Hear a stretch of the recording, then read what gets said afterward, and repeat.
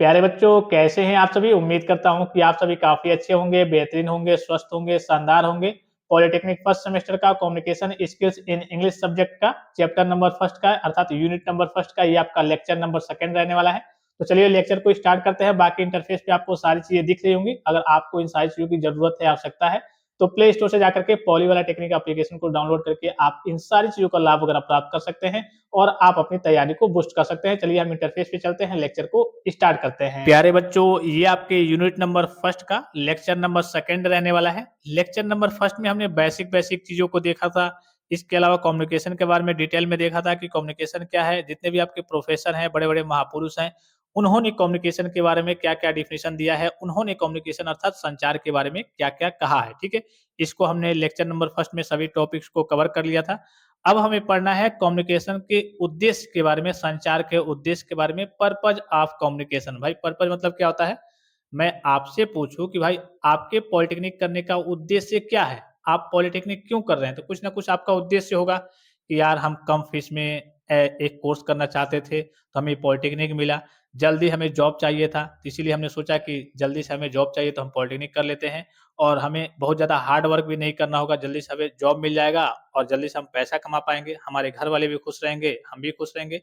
भाई मेन आपका मोटिव तो यही होगा ना कि हाँ, चलिए कम फीस में और जल्दी से हमें जॉब मिल जाएगी, हम अच्छे खासे तरीके से पैसे कमाएँगे, हमारे घर वाले भी खुश रहेंगे, हम भी खुश रहेंगे। तो आपने भी कुछ ना कुछ उद्देश्य इसका देखा होगा, सोचा होगा कि हाँ, चलिए ये हम कर लेते हैं तो ये हमारे लिए आसान रहेगा, जल्दी से हमें जॉब मिल जाएगी, हम अच्छे खासे तरीके से पैसे कमा पाएँगे, अच्छा खासा जल्दी-जल्दी पैसा कमाएँगे तो हमारे घर वाले भी खुश रहेंगे, हम भी खुश रहेंगे। भाई आपका भी तो कुछ ना कुछ उद्देश्य होगा पॉलिटेक्निक करने का, कि ऐसे ही चले आए होंगे, ठीक है? सेम इसी प्रकार से जब हम संचार पढ़ रहे हैं, तो संचार का भी तो कुछ ना कुछ उद्देश्य होगा, तो इसका क्या-क्या उद्देश्य है, क्या-क्या चीज़ें इससे होती है, इसके बारे में हम पढ़ने वाले हैं, ठीक है? तो देखिए, the main purpose of communication is यानी कि संचार यानी कि संचार का मुख्य उद्देश्य है। क्या उद्देश्य है? सबसे पहले संचार का मुख्य उद्देश्य यही होता है कि जानकारी को साझा करना यानी कि इन्फॉर्मेशन को शेयर करना। भाई संचार का सबसे पहला और मुख्य उद्देश्य तो यही है ना, संचार का मतलब ही होता है कि जानकारी, इन्फॉर्मेशन जो भी आपके अंदर थॉट्स है, मैसेज है, उसको आप दूसरों तक शेयर करते हैं। तो जानकारी का सबसे पहले कम्युनिकेशन का सबसे पहला उद्देश्य क्या है कि जानकारी को साझा करना यानी कि जानकारी को शेयर करना। It helps to provide useful information to others यानी कि ये क्या करता है, आप जो भी आपके यूज़फुल इन्फॉर्मेशन है, जो भी आपके पास मैसेज है, सूचनाएँ हैं, तो आप दूसरों तक क्या करते हैं, साझा करते हैं, आसानी के साथ साझा करते हैं, ठीक है? तो कम्युनिकेशन का सबसे पहला उद्देश्य क्या है कि जो भी आपके पास यूज़फुल जानकारी है, उद्देश्य है, तो आप क्या करते हैं, उसको दूसरों तक साझा करते हैं अर्थात दूसरों को तक ये साझा करने में कम्युनिकेशन आपकी मदद करता है, ठीक है? तो पहला जो मेन उद्देश्य है कम्युनिकेशन का कि हाँ, जानकारी को साझा करना, दूसरों के साथ शेयर करना।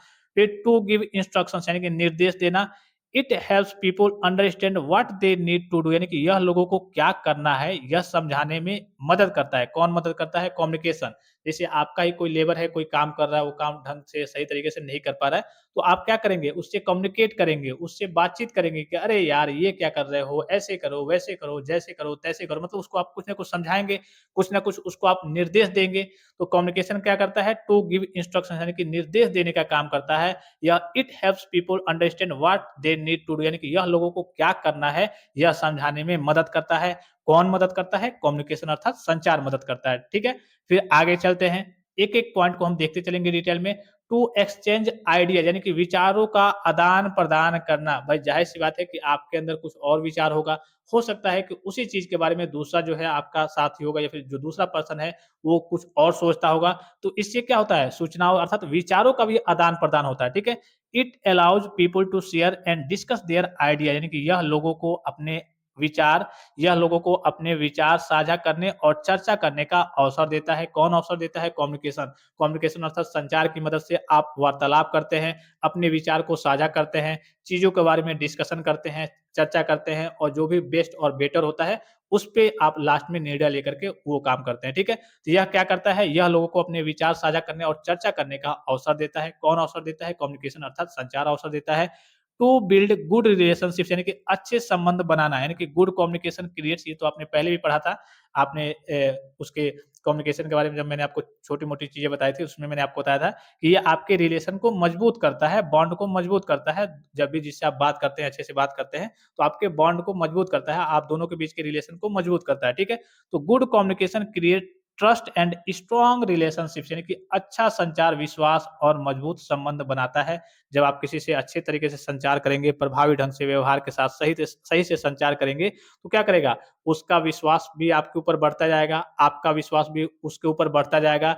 आपके बीच में जो रिलेशन है, जो कहिए कि बॉन्ड है, वो एक तरीके से मजबूत होते जाएगा। आपके रिश्ते कहिए कि अच्छे होते जाएँगे, ठीक है? ये किसके चलते होता है? कम्युनिकेशन के चलते ही होता है। जब मान लीजिए कि आप किसी से कम्युनिकेट करते ही नहीं है, घर में ही आप मान लीजिए कि रह रहे हैं, कहाँ रह रहे हैं? घर में ही रह रहे हैं, आप अपनी दादी से मुँह बना के रह रहे हैं या फिर आप कहिए कि किसी अपने चचेरे भाई से या फिर अपने भाई से मुँह बना के रह रहे हैं, इधर-उधर उससे बात नहीं कर रहे हैं, संचार नहीं कर रहे हैं, बातचीत नहीं कर रहे हैं, तो क्या होगा? रिश्ते आपके खराब होंगे, आप दोनों के बीच में जो बॉन्ड है, वो मजबूत नहीं बन पाएगा। आप एक तरीके से मुँह बनाए रहेंगे आपस में, लेकिन जब आप लोगों से बात करते हैं, आपके साथी संबंधी हो या फिर जो भी हो, जहाँ भी आप काम करते हैं, अच्छे से बात करते हैं, सही तरीके से बात करते हैं, तो आपके रिश्ते मजबूत होते हैं और विश्वास भी बढ़ता है कि अरे यार देखो, इतना अच्छा आदमी है, इस अच्छे से बात करता है और दोनों लोग घुल-मिल के रहते हैं, कोई समस्या नहीं होती है। तो आपके उसका उसका कहिए कि आपके ऊपर ट्रस्ट रहेगा और आपका उसके ऊपर ट्रस्ट रहेगा और दोनों के जो रिलेशन से जो रिश्ते हैं, वो मजबूत होंगे, ठीक है? फिर उसके बाद से देखिए, टू मोटिवेट पीपल यानी कि लोगों को प्रेरित करना। It encourages people to work better and achieve goals यानी कि यह लोगों को कम्युनिकेशन क्या करता है? लोगों को मोटिवेट करता है। कम्युनिकेशन की सहायता से तो लोग मोटिवेट होते हैं। जैसे आप मान लीजिए कि बड़े इंजीनियरिंग पोस्ट पे हैं, बड़े एक मैनेजर हैं, तो आप क्या करते हैं? अपने लेबर को, वर्कर को या फिर जो भी आपके नीचे के स्टाफ होंगे, उनको मोटिवेट करते होंगे ताकि आपकी कंपनी भी एक तरीके से आगे की ओर जाए, उन्नति करे, आप भी लोग उन्नति करें, आगे की ओर जाएँ, आपका प्रमोशन हो। तो आप क्या करते होंगे? लोगों को मोटिवेट करते होंगे, लोगों को बताते होंगे, अच्छी-अच्छी चीज़ों के बारे में बताते होंगे, समझाते होंगे। ये सब किसके ज़रिए होता है? कम्युनिकेशन अर्थात संचार के ज़रिए होता है। यह लोगों को बेहतर कार्य करने और लक्ष्य प्राप्त करने के लिए प्रेरित करता है अर्थात उसको मोटिवेट करता है, लोगों को मोटिवेट करता है। कौन मोटिवेट करता है? कम्युनिकेशन मोटिवेट करता है। फिर उसके बाद से टू सॉल्व प्रॉब्लम्स यानी कि समस्याओं का समाधान करना। कोई भी समस्याएँ आती है तो भाई आप क्या करते हैं? दूसरे से पूछते हैं, दूसरे से कम्युनिकेट करते हैं कि अरे यार! इसके बारे में जानते हो क्या? थोड़ा-सा बता दो। जैसे कॉलेज में चीटिंग करना ही होता है, तो आप यहाँ पे हैं, आपका दोस्त यहाँ पे है, तो थोड़ा बहुत आप कम्युनिकेट करते हैं कि नहीं इससे? अरे यार थोड़ा बता दो यार तीसरे का बी क्या होगा? दूसरे का सी क्या होगा? कम्युनिकेट करते हैं, तो क्या करता है? टू सॉल्व प्रॉब्लम्स यानी कि आपकी समस्याओं का भी ये समाधान करता है। कम्युनिकेशन क्या करता है? कम्युनिकेट क्या करता है? आपके समस्याओं का भी समाधान करता है। जो भी आपको चीज़ चाहिए, जानकारी चाहिए, तो आप दूसरों से बात करके उस समस्याओं का समाधान लेते हैं, ठीक है? Clear communication helps resolve misunderstanding and conflicts यानी कि स्पष्ट संचार गलतफ़हमियों और समस्याओं को दूर करने में मदद करता है। कभी-कभी देखा होगा आपने मतलब कन्फ्यूजन के चलते, मिसकम्युनिकेशन के चलते, गलतफ़हमी के चलते कभी-कभी लड़ाई-झगड़े हो जाते हैं। भाई घर पे 2 फैमिली है, इसने कुछ बात कही और इसने कुछ सुनी और इसने जाकर के किसी और से बता दिए। फिर पता चले कि लड़ाई-झगड़ा, तोड़, मार-तोड़ सब होने लगा, ठीक है? तो ये क्या होता है? कभी-कभी मिसकम्युनिकेशन के चलते, गलत संचार के चलते काफ़ी सारी समस्याएँ भी क्रिएट हो जाती हैं। तो जब भी आप अच्छे से कम्युनिकेट करेंगे, बेहतरीन तरीके से कम्युनिकेट करेंगे, ये समस्या आपके सामने नहीं होगी। तो वही यहाँ पे कहा जा रहा है कि clear communication helps resolves misunderstandings and conflicts यानी कि स्पष्ट संचार, बेहतरीन संचार, अच्छा संचार, स्पष्ट संचार, क्लियर संचार, गलतफ़हमियों और समस्याओं को दूर करने में मदद करता है। जब आप अच्छे से संचार करेंगे, क्लियर तरीके से, स्पष्ट तरीके से, बेहतरीन तरीके से संचार करेंगे, तो कोई गलतफ़हमी भी नहीं रहेगी और कोई भी समस्या भी नहीं रहेगी, सारी समस्याएँ आपकी दूर हो जाएँगी, ठीक है? फिर इसके बाद से नेक्स्ट है टू मेक बेटर डिसीजन यानी कि बेहतर निर्णय लेने में सहायता करना यानी कि proper communication provides the right information for decision यानी कि सही संचार बेहतर निर्णय लेने के लिए सही जानकारी देता है। जब आप सही से संचार करते हैं, किसी दूसरे पर्सन से भी बात कर रहे हैं या फिर खुद से भी सोच रहे हैं या फिर किसी और से बात कर रहे हैं, तो जब आप सही तरीके से संचार करेंगे, दोनों लोग संचार करने में सक्षम हैं, तो आप बेटर डिसीजन ले पाएँगे कि हाँ यार, ये हमने सोचा था, ये तो बढ़िया नहीं है, तुमने सही किया बता दिया, ये वाला ऑप्शन मेरे लिए बेटर रहेगा। तो इसमें क्या होता है सही संचार बेहतर निर्णय लेने के लिए क्या होता है सही जानकारी आपको देता है। आप जब सही तरीके से संचार करते हैं, सही पर्सन से संचार करते हैं, अच्छे ढंग से संचार करते हैं, तो आप एक बेहतरीन निर्णय ले पाते हैं। फिर उसके बाद से देखिए टू क्रिएट अंडरस्टैंडिंग यानी कि आपसी समझ विकसित करना। It helps people understand each others thoughts and feelings.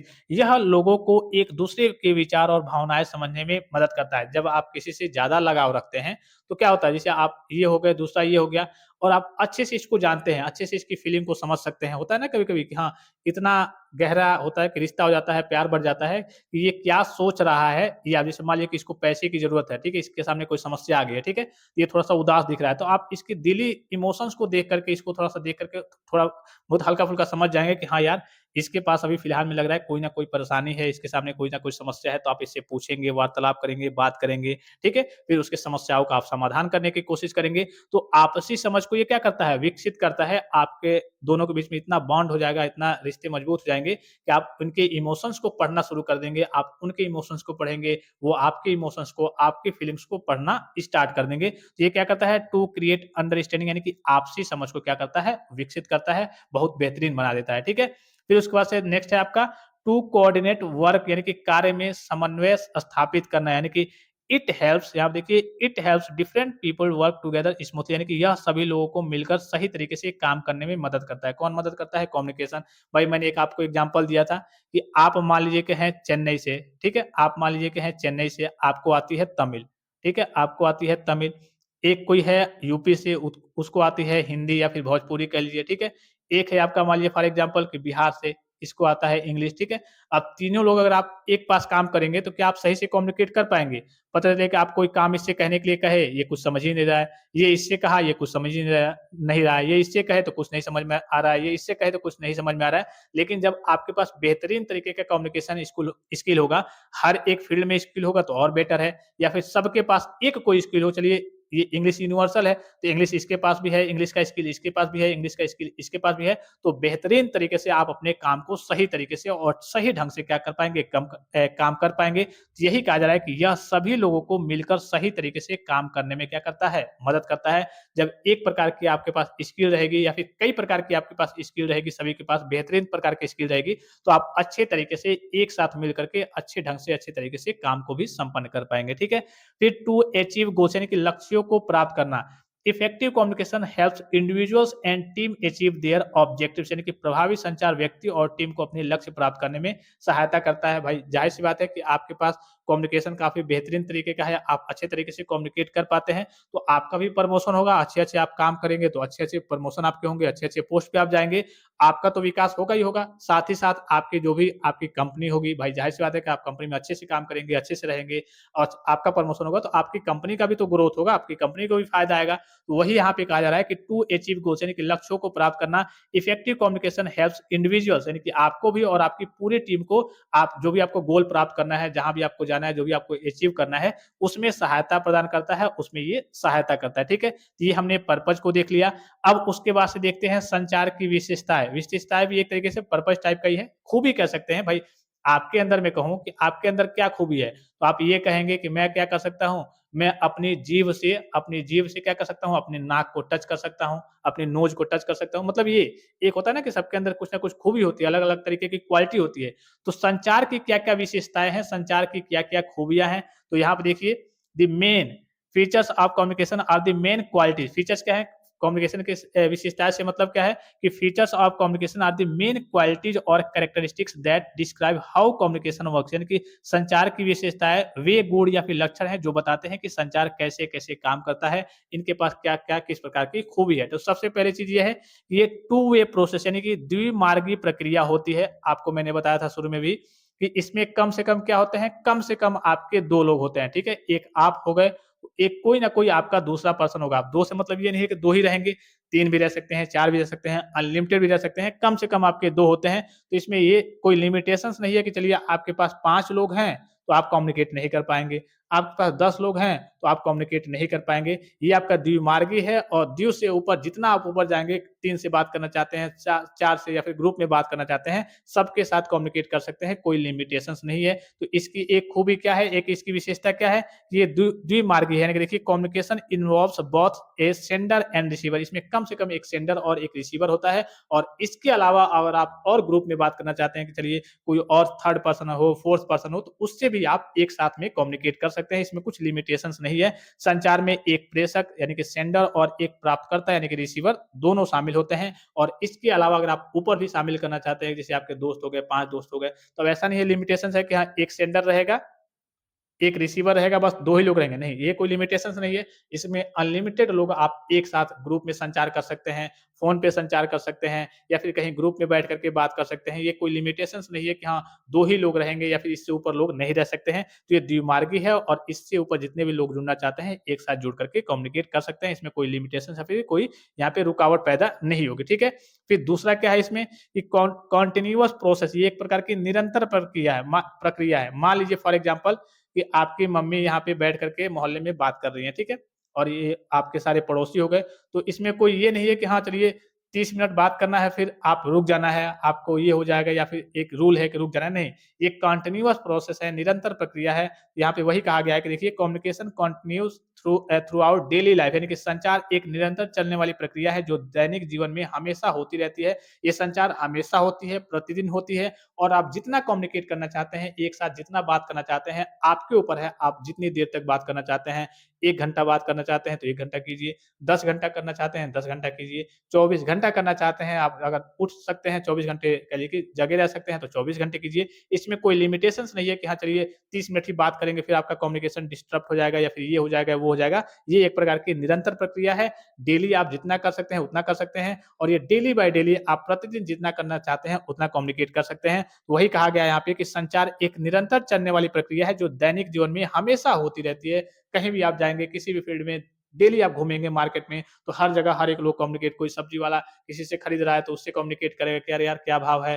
₹15 अरे यार ₹10 लगा लो। कोई द किसी दुकान में दवा खरीद रहा है तो उससे कहेगा कि यार ये दवा दे दो, तो वो कम्युनिकेट कर रहे हैं। हमेशा ये दैनिक जीवन में आपका कम्युनिकेशन चलते रहता है, तो ये एक कंटीन्यूअस प्रोसेस है, एक निरंतर प्रक्रिया है, ठीक है? ये नहीं कि हाँ, इसमें कुछ लिमिटेशंस है कि चलिए 2 दिन तक कम्युनिकेट होगा, फिर तीसरे दिन से नहीं होगा, चौथे दिन से नहीं होगा, ऐसी कोई चीज़ नहीं है।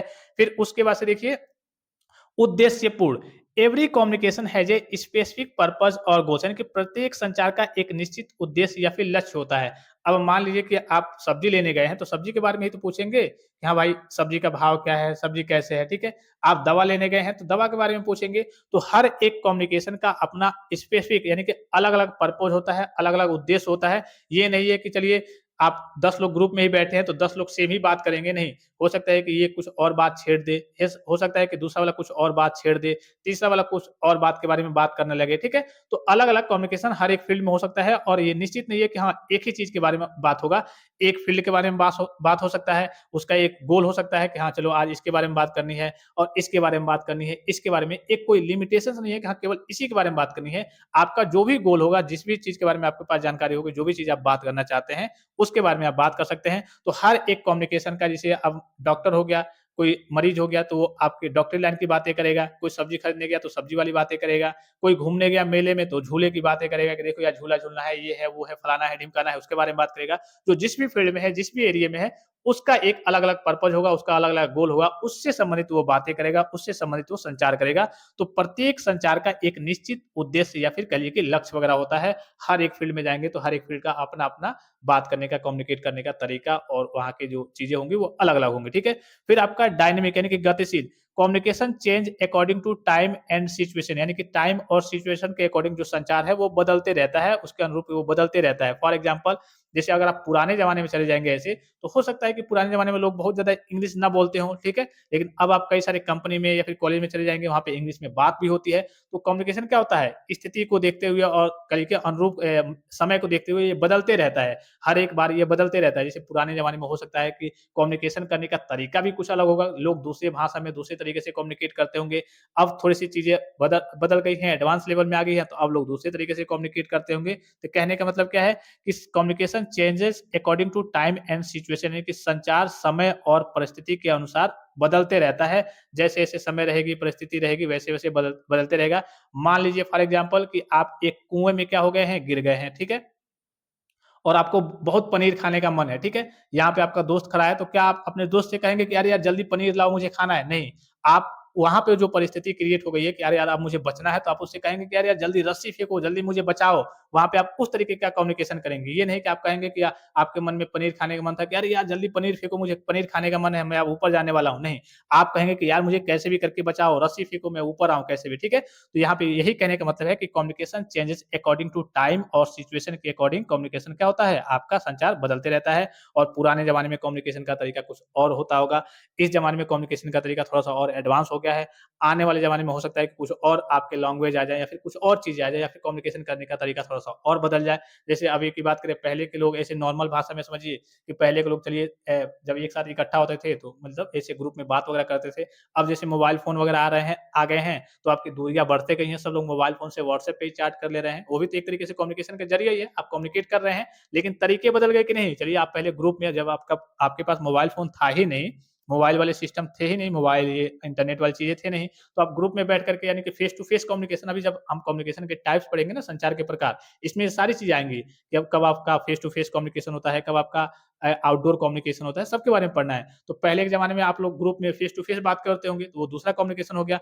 अब आप इस ज़माने में आप लोग कोई 10 किलोमीटर है, कोई 100 किलोमीटर है, कोई सऊदी में है, कोई दुबई में है, कोई इंग्लैंड में है, कोई थाईलैंड में है, कोई भारत में है, उसकी फैमिली भारत में रहती है। तो सबसे क्या कर लेते हैं, आप कम्युनिकेट करते हैं, दूर भी हैं तब भी आप कम्युनिकेट कर पाते हैं, लेकिन ये चीज़ें पहले संभव नहीं थी। तो वही कहा जा रहा है कि communication changes according to time और सिचुएशन, यानी कि संचार समय और कहिए कि परिस्थिति के साथ बदलते रहता है। ठीक है, समझ गए चीज़ों को?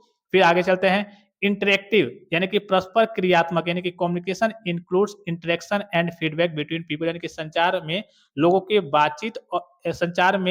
बातचीत और प्रतिक्रिया यानी कि फीडबैक भी शामिल होते हैं। यानी कि संचार जो होता है, इसमें ये नहीं कि हाँ, आपने किसी को कहा कि अरे यार चलो यहाँ चलना है, ठीक है? ये संचार नहीं हो गया।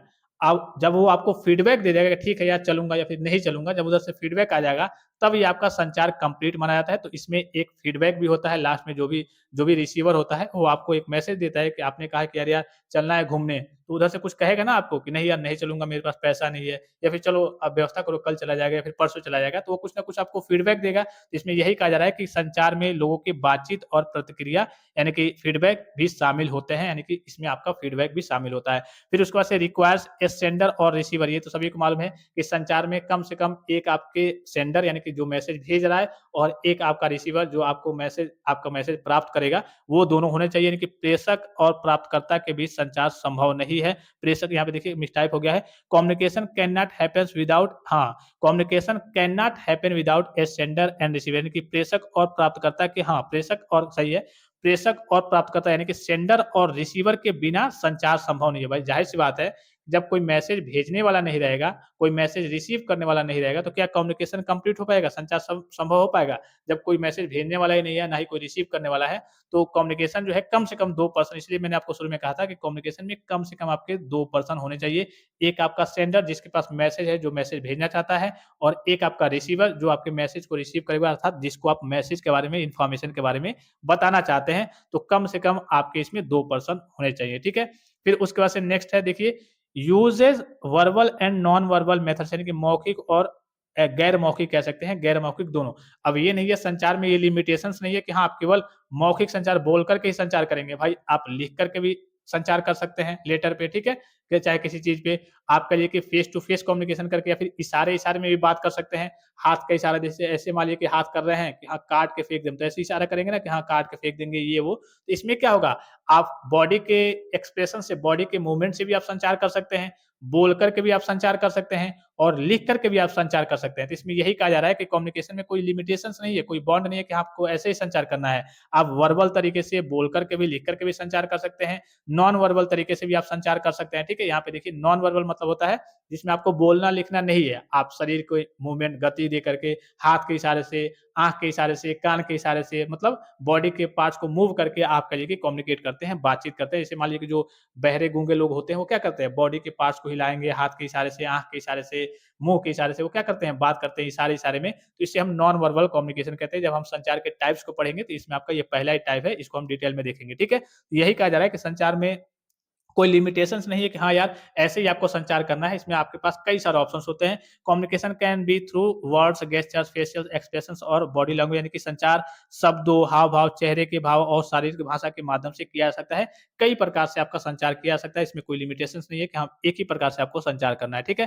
फिर देखिए 8वां है क्रिएट अंडरस्टैंडिंग, यानी कि समझ विकसित करना। The main aim of communication is to create एक क्लियर अंडरस्टैंडिंग, यानी कि संचार आप किसी से तभी करते हैं जब किसी चीज़ के बारे में आपके पास कन्फ्यूजन होता है। तो क्या होता है, संचार की सहायता से आपका जो भी कन्फ्यूजन होता है वो क्लियर तरीके से आप उसको समझ पाते हैं, वो आप उसको एक तरीके से जान पाते हैं, पता कर पाते हैं, किसी चीज़ के बारे में आपको पता करना है तो। तो संचार का मुख्य उद्देश्य क्या है? संचार का मुख्य उद्देश्य स्पष्ट समझ विकसित करना है। संचार आप तभी लोगों से करते हैं जैसे आपके मन में कोई डाउट्स आ गया, कोई कन्फ्यूजन हो गया, फिर आपके सामने कोई प्रॉब्लम आ गई, तो आप दूसरों से जो उसमें एक्सपर्ट होगा उससे कम्युनिकेट करेंगे, उससे संचार करेंगे, बातचीत करेंगे, उससे जानकारी को साझा करेंगे कि यार यार ये समस्या आ रही है, इसके बारे में बता दो, तो वो आपको बता देगा। जब आपको चीज़ें समझ में आ जाएँगी तो क्या होगा, आप एक तरीके से एकदम टेंशन फ्री हो जाएँगे। तो यहाँ पे यही कहने का मतलब है कि जो कम्युनिकेशन है, संचार है, तो संचार का मुख्य उद्देश्य क्या है? स्पष्ट समझ विकसित करना ताकि आपके अंदर कोई डाउट, कोई कन्फ्यूजन ना रहे, ठीक है? फिर उसके बाद से संचार कैन बी फॉर्मल और इनफॉर्मल। संचार आपका फॉर्मल भी हो सकता है, इनफॉर्मल भी हो सकता है। फॉर्मल मतलब क्या होता है कि एक बेहतरीन तरीका, जैसे आप कंपनी में रहेंगे तो कंपनी में क्या कहते हैं, फॉर्मल तरीके से आप बात करेंगे, हेलो सर, मैम, या फिर जो भी वहाँ का तरीका होगा, हिंदी में ही बात करना है तो हिंदी में बात करेंगे। लेकिन अनौपचारिक में क्या होता है, आप जैसे घर पे हैं तो अपने भाई से कहेंगे अरे 1 गिलास पानी लाओ, अपनी बहन से कहेंगे अरे नल चालू करो या फिर ये काम करो, झाड़ू पोछा लगाओ, जो भी कहना होगा आप कहेंगे। यहाँ पे इनफॉर्मल तरीके से आप कह सकते हैं, जैसे मर्ज़ी वैसे बात कर सकते हैं। लेकिन फॉर्मल में क्या होता है, किसी भी कंपनी में, कहीं भी, किसी भी कॉलेज में, संस्था में एक रूल होता है, बात करने का नियम और कानून होता है कि भाई आपको हिंदी में बात करना है, बेहतरीन तरीके से, या फिर टीचर से बात करना है तो कैसे बात करना है। यही आपका फॉर्मल कहलाता है और ये आपका इनफॉर्मल कहलाता है। जब आप घर में अपनी देसी भाषा में बात करते हैं, अपनी भाषा में बात करते हैं अनौपचारिक तरीके से, ये आपका इनफॉर्मल कहलाता है, ठीक है? तो फॉर्मल क्या है, फॉर्मल में कोई इसमें कम्युनिकेशन में कोई लिमिटेशंस नहीं है कि हाँ, आपको ऐसे ही बात करना है। आप जहाँ भी, जिस भी वातावरण में हैं, तो जैसे आपको बात करना है फॉर्मल तरीके से फॉर्मल में बात कीजिए, इनफॉर्मल तरीके से इनफॉर्मल में, दोनों तरीके से आप बात कर सकते हैं। फिर फीडबैक इज़ एसेंशियल, यानी कि प्रतिक्रिया अवश्य है। Feedback shows whether the message is understood correctly, यानी कि प्रतिक्रिया, जो भी आपको फीडबैक मिलता है, इससे ये पता चलता है कि संदेश सही ढंग से समझ गया है, यानी कि आपने किसी चीज़ को, किसी के बारे में मैसेज दिया, उसको इन्फॉर्मेशन दिया, पता चले कि वो कुछ समझ ही नहीं पाया है, तो वो फीडबैक आपको देगा नहीं, कहेगा अरे यार समझ में नहीं आया, फिर हूँ-हाँ करके निकल जाएगा। जब वो आपको क्लियर तरीके से बताएगा कि हाँ यार, मुझे मतलब फीडबैक मिल जाएगा कि हाँ, जो आपने बताया मैं समझ गया हूँ, तो ये क्या कहता है, फीडबैक इज़ एसेंशियल, यानी कि इसमें आपका संचार में आपका जो फीडबैक होता है वो एक तरीके से ज़रूरी चीज़ होता है। जब आपको फीडबैक मिलेगा, भाई आपने किसी से कहा, फॉर एग्ज़ाम्पल एकदम नॉर्मल लेते हैं कि मुझे घूमने चलना है तुम्हारे साथ, ठीक है? कि चलो वहाँ पे घूमने चला जाए, शिमला चला जाए, तो वो आपको एक क्लियर फीडबैक देगा ना कि हाँ, चलूँगा या फिर नहीं चलूँगा। वो पता चले कि ऐसे लटकाए रहे, कुछ बोले ना, तो आप समझेंगे ना कि यार ये डाउट्स इसका क्लियर नहीं हो पा रहा है, ये फीडबैक नहीं दे रहा है, पता नहीं चलेगा कि नहीं चलेगा, हम व्यवस्था करें या फिर नहीं करें। तो इसमें फीडबैक काफ़ी ज़रूरी होता है, फीडबैक से ही आपके कन्फ्यूज़न दूर होते हैं, आपके अंदर जो भी समस्याएँ हैं, जो भी आप डाउट्स में पड़े हुए हैं, तो जब तक आपको फीडबैक नहीं मिलेगा, तब तक आपके डाउट्स क्लियर नहीं होंगे। तो प्रतिक्रिया, यानी कि फीडबैक से पता चलता है कि संदेश सही ढंग से समझाया गया है या फिर नहीं गया है, ठीक है? तो ये हमने पूरा देख लिया, आपके जो भी संचार की विशेषताएँ थी, हाँ, ये विशेषताएँ होनी चाहिए, इसमें फीडबैक का होना ज़रूरी है, फीडबैक से ही आपके कन्फ्यूज़न वगैरह कहिए कि दूर होंगे। इन सारी चीज़ों के बारे में, इसकी विशेषताओं को हमने देख लिया। उसके बाद से आता है, देखिए इसके बाद से बेनिफिट्स और इम्पोर्टेंस ऑफ कम्युनिकेशन, यानी कि संचार। ये आपसे एग्ज़ाम में पूछा जाता है, बताइए संचार के 5 लाभ बताइए, संचार से क्या-क्या लाभ होते हैं और संचार से क्या-क्या नुकसान है? तो नुकसान और लाभ आपसे दोनों पूछे जाते हैं, ठीक है? तो देख लेते हैं संचार के क्या-क्या लाभ है भाई। तो पहला है एनहांस नॉलेज। संचार क्या बढ़ाता है? एकदम नॉर्मल आप तो पढ़ लेंगे, बस मैं आपको समझाते चल रहा हूँ। संचार आपके ज्ञान को बढ़ाता है, जितना ज़्यादा आप संचार करने करेंगे, आप बोलने में भी निपुण होते जाएँगे। भाई ज़ाहिर-सी बात है कि आप जब ज़्यादा बात करेंगे किसी से और ज़्यादा चीज़ों के बारे में, तो आपके पास जानकारी भी आती रहेगी, आपका ज्ञान भी बढ़ता रहेगा और बोलने की आपकी जो स्किल है, वो भी आपकी बढ़ती रहेगी, तो ये आपके ज्ञान को बढ़ाता है। संचार लोगों को नई-नई जानकारी और ज्ञान प्राप्त करने में मदद करता है। फिर इम्प्रूव्स कोऑर्डिनेशन, यानी कि समन्वय में सुधार, यानी कि it helps people coordinate their work effectively, यानी कि यह लोगों के बीच कार्य करने में बेहतर समन्वय स्थापित करता है, ठीक है? आप जब लोगों से अच्छे तरीके से कहिए कि कम्युनिकेट करेंगे, तो ये क्या करेगा, आपके काम को आसान बनाएगा, आप अच्छे तरीके से मिल-जुल करके काम करेंगे और कोई भी आपके अंदर कन्फ्यूजन क्रिएट नहीं होगा। तो ये आपके समन्वय में क्या करता है, सुधार करता है, इम्प्रूवमेंट करता है, ठीक है? फिर उसके बाद से देखिए तीसरा क्या है आपका, बिल्ड म्यूचुअल ट्रस्ट। ये आपके आपसी विश्वास को बढ़ावा देता है। ये मैंने आपको पहले भी बताया था कि जब भी आप लोगों से कम्युनिकेट करेंगे तो क्या होगा, आपसे और उनके बीच में आपका बॉन्ड काफ़ी मजबूत होगा। आप लोग दिल से एक तरीके से गहराई से लोगों को जानने लगेंगे, ठीक है? समझने लगेंगे और ट्रस्ट होगा, एक-दूसरे के ऊपर विश्वास रहेगा। तो जितना आप कम्युनिकेशन करेंगे, संचार करेंगे, देखिए good communication creates trust among people, यानी कि अच्छा संचार लोगों के बीच आपसी तरीके विश्वास को बढ़ाता है, बढ़ावा देता है। फिर एनकरेजेस मोटिवेशंस, यानी कि प्रेरणा बढ़ाता है। It inspires people to perform their work with the enthusiasms, यानी कि यह लोगों को उत्साह के साथ कार्य करने के लिए प्रेरित करता है। अर्थात संचार आपके पास है तो आप लोगों को समझाएँगे, मोटिवेट करेंगे, तो क्या होगा, लोग और अच्छे तरीके से आपके जो भी हेल्पर, वर्कर जो भी होंगे वो अच्छे तरीके से काम करेंगे, या फिर जहाँ भी आप आस-पास में रहते हैं, तो लोगों को मोटिवेट करेंगे, बढ़ाएँगे, उनको प्रेरित करेंगे, तो अपने काम को अच्छे तरीके से करेंगे, उनको आप उत्साहित करेंगे, प्रोत्साहित करेंगे, तो उनको भी थोड़ा-सा अच्छा लगेगा, ठीक है? ये आपको क्या करता है, आपकी प्रेरणा को भी बढ़ाता है, ठीक है? एनकरेजेस मोटिवेशंस, आपके मोटिवेशन को बढ़ावा देता है। आप भाई कम्युनिकेशन के ज़रिए तो ये आप लोगों को मोटिवेट करते हैं, संचार करके ही आप लोगों को बताते हैं, समझाते हैं, उनको मोटिवेट करते हैं। डिमोटिवेट करना होगा तो उनको निराशा भी करेंगे, भाई किसी से लड़ाई-झगड़ा कर लिए, गाली-गलौज कर लिए, तो क्या होंगे? पहले कहते थे कि यार ये बहुत अच्छा आदमी है भाई, अब उनसे लड़ाई वगैरह हो गई है, तो वो आपके बारे में गलत तरीके की चीज़ें सोचेंगे, ठीक है? वो आपके बारे में गलत काम करने के लिए सोचेंगे, गलत मतलब आपके जो विचार हैं वो सोचेंगे कि यार ये अच्छा था, अब ये गलत हो गया है। आपके बारे में गलत-गलत तरीके उनके मन में थॉट्स वगैरह आएँगे, तो जब आप अच्छी चीज़ों को बताएँगे लोगों को, मोटिवेट करेंगे, तो वो भी उनको भी अच्छा लगेगा और आपको भी अच्छा लगेगा। तो यह लोगों को उत्साह के साथ कार्य करने के लिए प्रेरित करता है। आप लोगों को मोटिवेट करेंगे, जितना मोटिवेट करेंगे उतना लोग प्रेरित होंगे, अच्छे-अच्छे काम करेंगे और अच्छे-अच्छे तरीके से काम करेंगे। फिर उसके बाद से देखिए रिड्यूसेस कॉन्फ्लिक्ट्स, यानी कि विवाद को कम करना है। जब ज़ाहिर-सी बात है कि आपके पास स्किल आ गई है, तो क्लियर कम्युनिकेशन, अच्छे तरीके से कम्युनिकेशन करके अवॉइड मिसअंडरस्टैंडिंग एंड कॉन्फ्लिक्ट्स, यानी कि जो भी मिसअंडरस्टैंडिंग है, 2 लोगों के बीच में वाली विवाद हो रहा है, तो आप अच्छे से उनको समझाएँगे, देखिए इनके कहने का मतलब ये नहीं था, इनके कहने का मतलब ये था, तो जो भी लड़ाई-झगड़ा है वो कम होगा, वाद-विवाद कम होगा, ठीक है? आपसी व्यवहार बढ़ेगा, तो स्पष्ट संचार गलतफ़हमियों और विवादों को क्या करता है? कम करता है।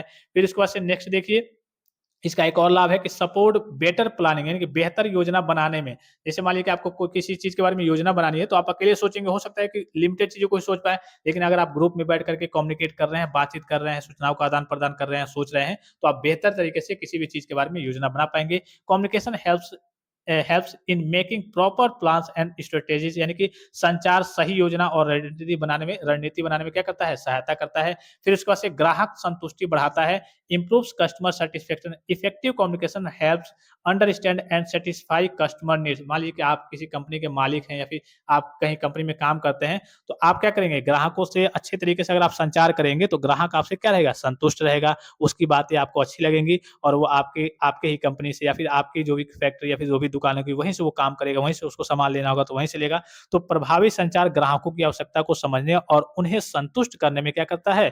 मदद करता है। फिर स्ट्रेंथनेस डिसीजन मेकिंग, यानी कि निर्णय क्षमता मजबूत करना।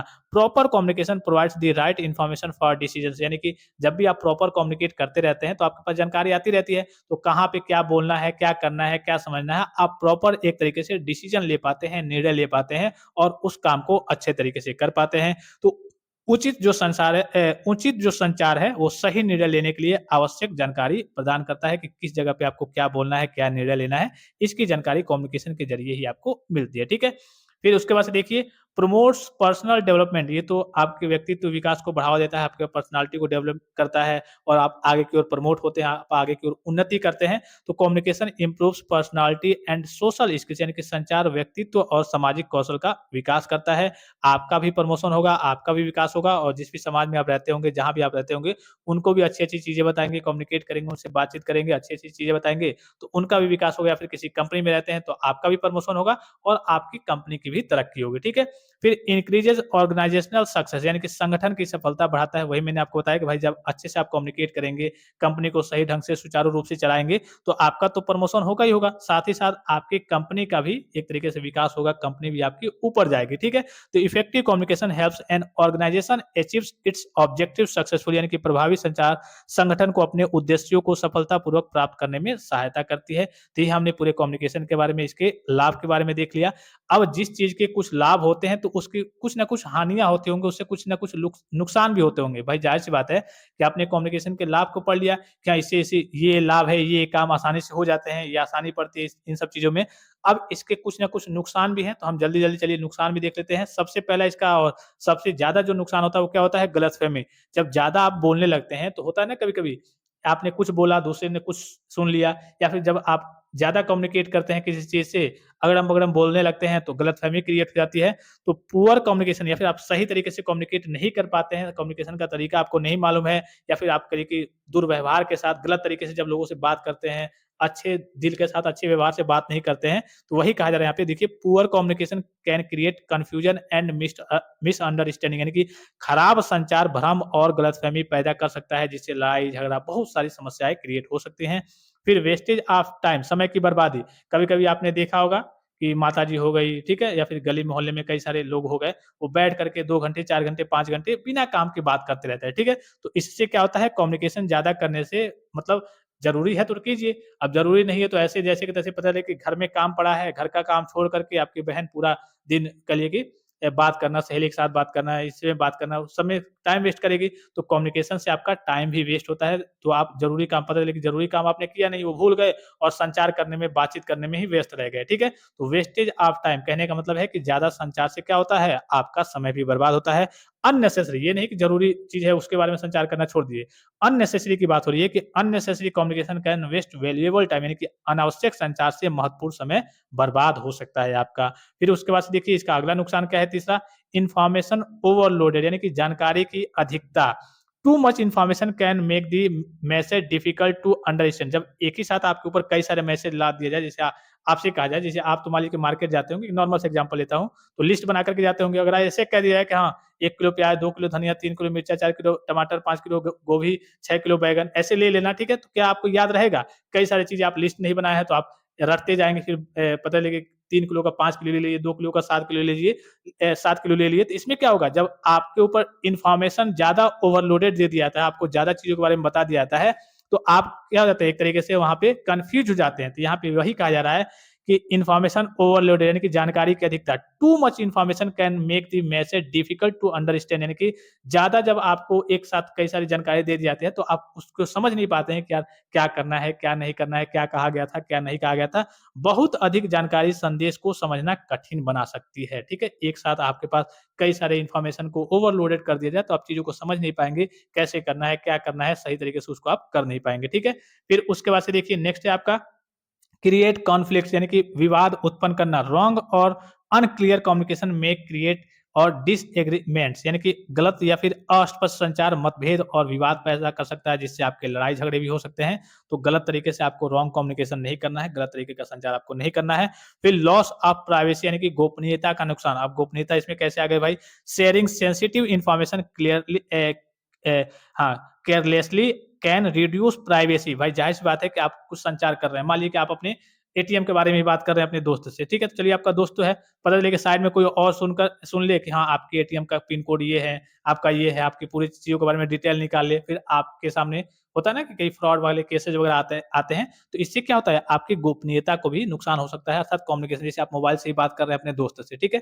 उसके बारे में एटीएम का पिन कोड उसको बता रहे हैं, उसको आपने एटीएम दिया है कि हाँ, ये निकाल लो, वो निकाल लो। पता चले कि दूसरा कोई पर्सन सुन करके जा रहा है, वो अपना आपका एटीएम कहीं से पा गया, आपका पिन कोड उसको पता चल गया है, वो निकाल ले। तो कहने का सीधा मतलब क्या है कि इससे आपका लॉस ऑफ प्राइवेसी, यानी कि गोपनीयता का भी नुकसान हो सकता है। Sharing sensitive information carelessly can reduce privacy, यानी कि संवेदनशील जानकारी को लापरवाही से साझा करने पर गोपनीयता कम हो सकती है, अर्थात आपकी प्राइवेसी भंग हो सकती है, आपका कुछ न कुछ नुकसान भी हो सकता है। तो इस बात का आपको विशेष ख्याल रखना है, जब भी आप कम्युनिकेट करेंगे किसी पर्सनल चीज़ के बारे में, सेंसिटिव चीज़ के बारे में, इंपॉर्टेंट चीज़ के बारे में, तो देखेंगे कि हाँ, आस-पास कोई सुन तो नहीं है। भाई ज़ाहिर-सी बात है ना कि आप किसी से जब बात भी करते होंगे, पर्सनल कोई डेटा शेयर करते होंगे, पर्सनल चीज़ के बारे में बात करते होंगे, तो ये थोड़ी है कि माइक लगा के बात करते होंगे कि पूरे घर वाले सुनिए, मोहल्ले वाले सुनिए। भाई आप अलग तरीके से, अच्छे तरीके से बात करते होंगे कि हाँ, मेरे और उसके अलावा दूसरा कोई थर्ड पर्सन ना जाने। तो यही कहने का मतलब है कि आपको अच्छे तरीके से जब भी किसी ऐसे मान लीजिए कि नॉर्मल अगर आप किसी से हाल-चाल पूछ रहे हैं, कोई आपका दोस्त है, तो आप चिल्ला के घर में बात कर सकते हैं, या फिर आप कहिए कि किसी एकदम खास फ्रेंड से बात कर रहे हैं, तो आप गोपनीयता के साथ बात करेंगे कि हाँ, कोई सुन ना ले, कोई गलत समझेगा, कोई कुछ समझेगा, या फिर कोई किसी चीज़ के बारे में बात कर रहे हैं, इंपॉर्टेंट टॉपिक के बारे में, चलो आज छुप करके हमें कॉलेज नहीं जाना है, कॉलेज से हम जाएँगे कॉलेज के बहाने और जाएँगे खेलने। तो ये बात आप घर वालों को थोड़ी बताएँगे चिल्ला करके, आप एकदम सीक्रेट तरीके से बात करेंगे। तो जिस भी चीज़ के बारे में कहने का सीधा यहाँ पे सेंस ये है कि संवेदनशील जो भी आपको जानकारी साझा करना होगा, उसको आप लापरवाही से साझा नहीं करेंगे, क्योंकि जो कई सारी इंपॉर्टेंट जानकारी होती है, तो उसको अगर आप लापरवाही से साझा करते हैं, तो आपको पिटाई भी पड़ सकती है, आपका नुकसान भी हो सकता है, आपके साथ फ्रॉड भी हो सकता है, कई सारी चीज़ें हो सकती हैं, ठीक है?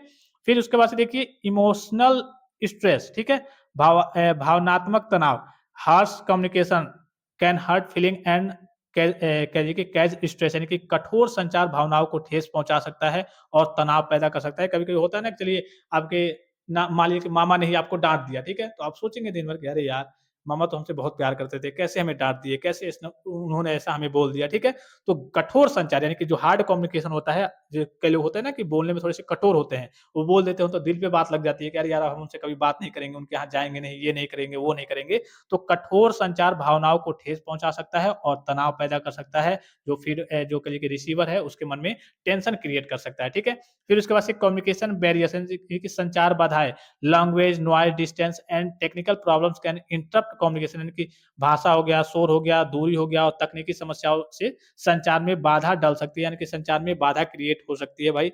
ये भी एक इसका नुकसान है। जैसे मान लीजिए कि आप कहीं मार्केट में हैं, ठीक है? 2 लोग संचार कर रहे हैं, पता चले कि वहाँ पे डीजे बज रहा है या फिर बहुत शोर हो रहा है, तो हो सकता है कि आप लोग संचार ना कर पाएँ, अच्छे तरीके से बातचीत ना कर पाएँ, तो संचार में कई सारी बाधाएँ भी क्रिएट हो सकती हैं। और वो लैंग्वेज के चलते हो, जैसे आपको मान लीजिए कि तमिल आता है, इसको इंग्लिश आता है, 2 लोग कम्युनिकेट कर पाएँगे? नहीं कर पाएँगे, तो बाधाएँ क्रिएट होंगी।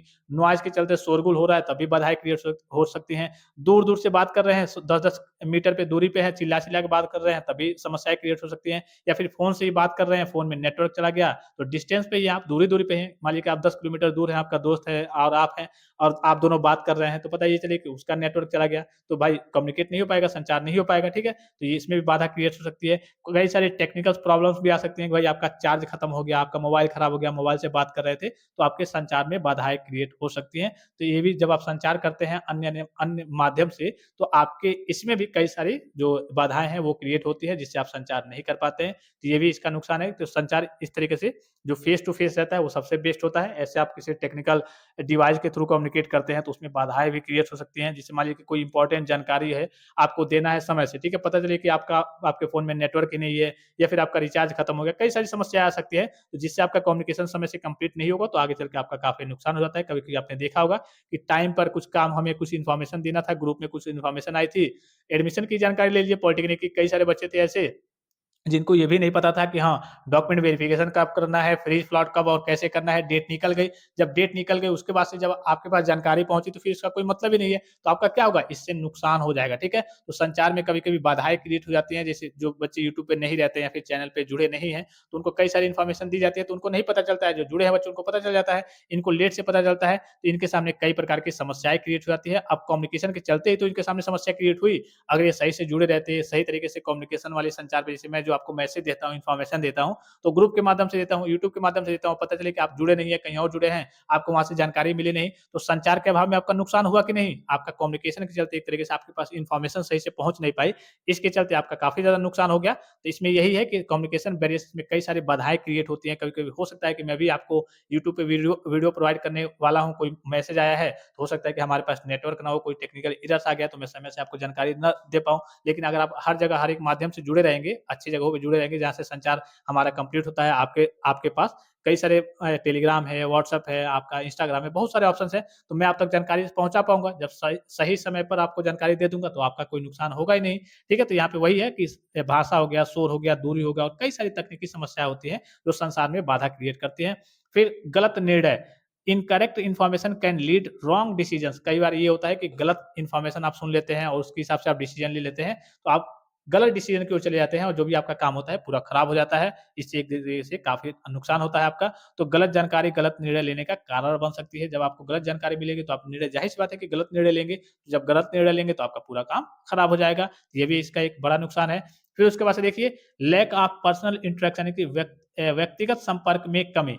Excessive digital communication can reduce face to face interaction. यहाँ पे कहने का मतलब ये है कि जब से आपका ये कहिए कि डिजिटल चीज़ें आ गई हैं, तो आपका क्या हुआ है, फेस टू फेस जो आप मिलते थे, बातचीत करते थे, जो दिली लगाव था, पर्सनली होता है ना कि भाई एक होता है कि चलो दोस्त से पर्सनल मिल के बात करना, एक होता है कि चलो मोबाइल फ़ोन पे बात करना या फिर दूर-दूर से व्हाट्सएप पे चैट करना, तो इसकी बात कुछ और है। जब पर्सनल मिल के बात करते हैं, तो इसकी बात कुछ और ही होती है भाई, इमोशंस, फीलिंग्स सब पास होते हैं, एकदम पास-पास बात करेंगे। जब दूर से बात करेंगे बस ऐसे चैट कर दिया, फिर मोबाइल फ़ोन से कभी-कभी बात कर लिए और इसमें क्या हुआ कि जो आप पर्सनली पहले मिल कर के एकदम व्यक्तिगत तरीके से पर्सनली मिल कर के जो बातचीत करते थे, वो आपके डिस्टेंस मतलब दूरी बनते जा रही है, ठीक है? धीरे-धीरे अब मान लीजिए कि कहीं और है ब पहले मान लीजिए फॉर एग्ज़ाम्पल कि आपको जब बात करनी होती थी, जब मोबाइल फ़ोन नहीं था, तो हो सकता है कि आप कहीं बागीचे में जाते होंगे, एक साथ जाते होंगे, बात करते होंगे। अब क्या हो गया है कि सब अपने-अपने घर पे हैं, कहीं किसी को जाना नहीं है, फेस टू फेस कम्युनिकेट नहीं करना है, फेस टू फेस मिलना भी नहीं है। आप घर पे जो जहाँ है जैसे-तैसे मैसेज करेगा, वहाँ से ग्रुप में बात कर लेंगे। तो यहाँ पे क्या हुआ, जो आपसी जो मिल-जुल करके आप बात करते थे, कम्युनिकेट करते हैं, उससे धीरे-धीरे एक तरीके से दूरी बनती जा रही है, ठीक है? तो यहाँ पे देखिए डिजिटल संचार के अधिक उपयोग से आमने-सामने बातचीत यानी कि फेस टू फेस कम्युनिकेशन कम हो सकती है, कम हो सकती क्या है, कम होती जा रही है और कम हो भी गई है, ठीक है? उसके बाद से देखिए मिसयूज़ ऑफ इन्फॉर्मेशन जानकारी का दुरुपयोग, यानी कि कम्युनिकेशन के चलते कई बार ये होता है ना कि आपकी जानकारी लीक हो जाती है या फिर उसका कोई दुरुपयोग कर देता है, तो information shared with others may sometimes be used in incorrectly, यानी कि दूसरों के साथ साझा की गई जानकारी कभी-कभी गलत उपयोग हो सकता है, कभी-कभी आपकी जानकारी को कोई गलत तरीके से मिसयूज़ कर सकता है। आपने किसी को कुछ बताया, पता चले कि दूसरों को नहीं बताना था, उसने जाकर के दूसरों को बताया कि अरे यार देखो, आपके बारे में फलाना ये कह रहा था, ये कह रहा था आपके बारे में, ये बुराई कर रहा था आपकी, ठीक है? तो आप जब दूसरे के साथ कई सारी चीज़ों को, सेंसिटिव चीज़ों को या फिर पर्सनल चीज़ों को उनसे शेयर करते हैं, तो कई बार आपके लड़ाई-झगड़े का ये कारण बन जाती है। इसके कई सारे ये डिसएडवांटेज थे, हमने 10 डिसएडवांटेज अर्थात 10 इसके करिए कि हानि को अर्थात ड्रॉबैक्स को देख लिया, ठीक है? यहाँ पे क्या था आपका टॉपिक, डिसएडवांटेज कहिए या फिर डिमेरिट्स कहिए या फिर ड्रॉबैक्स कहिए या फिर नुकसान कहिए या फिर कमियाँ कहिए, ये आपके कम्युनिकेशन के कुछ नुकसान थे। आपसे पूछा जाता है एग्ज़ाम में कि हाँ बताइए, आप कम्युनिकेशन के कुछ हानि के बारे में बताइए, कुछ नुकसान के बारे में बताइए, कम्युनिकेशन की कुछ कमियों के बारे में बताइए कि कम्युनिकेशन से क्या-क्या कमियाँ होती हैं, क्या-क्या नुकसान होते हैं, तो ये आपको पॉइंट्स वगैरह लिख देना है, ठीक है? उसके बाद से अब आपका आता है प्रोसेस ऑफ कम्युनिकेशन, ठीक है? तो हम नेक्स्ट लेक्चर से स्टार्ट करेंगे आपका प्रोसेस ऑफ कम्युनिकेशन, सिंपल सरल और आसान भाषा में सारी चीज़ों को देखेंगे, सारी चीज़ों को समझेंगे। आई होप कि ये जो लेक्चर है आपको काफ़ी ज़्यादा हेल्पफुल और इन्फॉर्मेटिव लगा होगा। फिलहाल इस लेक्चर में इतना ही, इजाज़त दीजिए। धन्यवाद। थैंक्स फॉर वॉचिंग, मिलते हैं नेक्स्ट लेक्चर में।